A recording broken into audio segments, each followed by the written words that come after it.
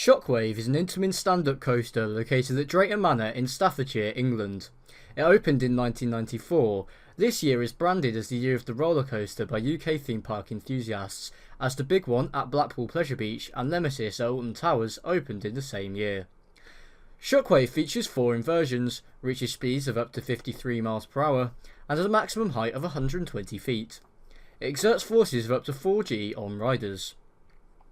This coaster is quite unique. It has riders standing up during the ride instead of sitting like a typical coaster.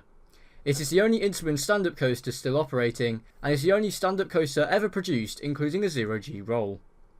It is manufactured by Swiss company Intamin, however it is commonly mistaken for a B&M coaster due to the look of the track and the supports. This is because the founders of B&M formerly worked as engineering consultants for Intamin and Shockwave's designer and subcontractor Giovanola. B&M later adapted a version of Giovanola's track design, leading to the B&M design that we know today.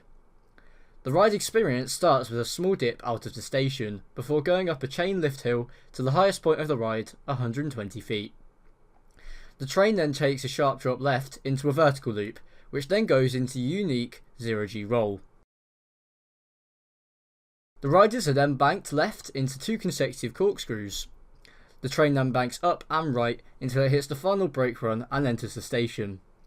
It is important to note that Drayton Manor's Intamin Rapids ride Splash Canyon opened the year before Shockwave and is located directly underneath the coaster. Due to this, Shockwave offers some great views of Splash Canyon. However, due to an incident that occurred on the rapids, it has been standing but not operating since 2017, and its future is in doubt, so you currently cannot get views of the rapids on Shockwave. I am yet to ride Shockwave, however it is on my list of credits to get in 2019.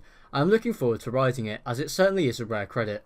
However, due to many reasons, mainly the restraint system, it is said to be quite uncomfortable. However, due to the recent announcement of the closure of G-Force, it is the park's only major roller coaster, which makes it one of, if not the main reason, coaster enthusiasts would visit Drayton Manor.